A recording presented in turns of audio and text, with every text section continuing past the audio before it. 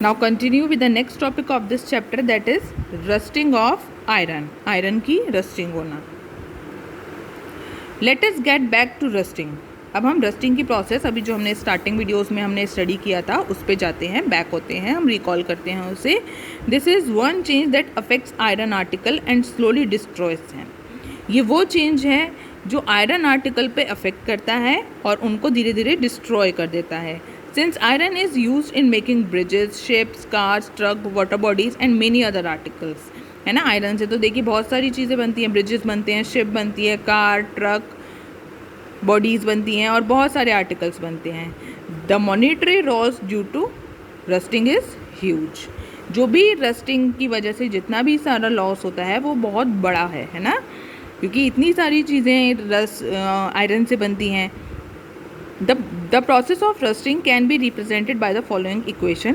Rusting की process को हम इस इक्वेशन से रिप्रेजेंट कर सकते हैं. देखिए आयरन को शो करते हैं हम Fe से ना, ऑक्सीजन को हम शो करते हैं O2 से, from the air and water ना. एयर एंड वाटर क्यों, अगर हम एयर में इसे ऐसे ही मॉइस्चर में हम छोड़ देते हैं तो हम उसे इस टाइप से हम शो करते हैं.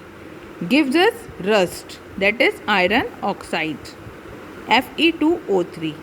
Rust is also called as iron oxide and iron oxide is represented as Fe2O3. For rusting, the presence of both oxygen and water means water vapor is essential. Rusting के process के लिए oxygen and water दोनों का होना must है. In fact, if the content of moisture in air is high, which means if it is more humid, rusting become faster. In fact, अगर air में moisture content ज़्यादा है, मीन्स उसमें humidity ज़्यादा है, वाटर कंटेंट ज़्यादा है, तो रस्टिंग की प्रोसेस और फास्टर हो जाएगी. So how do we prevent rusting.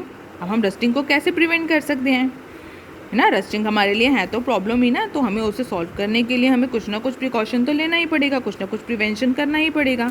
Prevent iron article from coming in contact with oxygen और वाटर और बोथ. हमें आयरन आर्टिकल को वाटर और ऑक्सीजन के कांटेक्ट से हमें उन्हें सेव करके रखना चाहिए, बचा के रखना चाहिए. One simple way is to apply a coat of paint और ग्रीस. सबसे सिंपल वे है, हमें क्या करना चाहिए, उन पे पेंट की कोटिंग कर देनी चाहिए या फिर ग्रीस की कोटिंग कर देनी चाहिए. आपने देखा होगा ना अपने घरों में भी, जब कोई आयरन गेट्स होते हैं, है ना, लोहे के गेट्स होते हैं, उन पे आप क्या कर देते हैं, पेंट अप्लाई कर देते हैं जब भी अपने गेट्स पे, तो वो क्या होते हैं, प्रिवेंट हो जाते हैं, उनमें इतनी जल्दी रस्टिंग नहीं होती है. In fact these coats should be applied regularly to prevent rusting. इन कोटिंग को रेगुलरली अप्लाई करता रहना चाहिए जिससे रस्टिंग की प्रोसेस से बचा जा सके.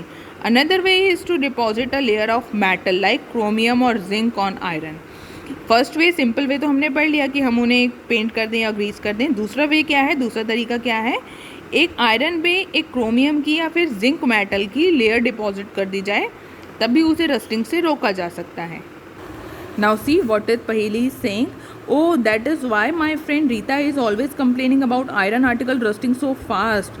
She lives near the coast. उसकी जो फ्रेंड है वो कोस्टल एरिया के पास रहती है ना, तो इसीलिए वो कह रही है कि इसीलिए रीता बार बार कंप्लेन करती रहती है, हमेशा कंप्लेन करती रहती है कि उसके जो आयरन के पार्टिकल्स होंगे उसके घर में वो बहुत फास्ट रस्टिंग करते होंगे, उनमें बहुत जल्दी रस्टिंग हो जाती होगी, है ना. अभी जो आपने पढ़ा कि आयरन पर जिंक या क्रोमियम की जब हम लेयर डिपॉजिट कर देते हैं तो इस प्रोसेस को कहते हैं galvanisation. The process of depositing a layer of zinc और iron is called galvanisation. The iron pipes we use in our homes to carry water are galvanised to prevent rusting.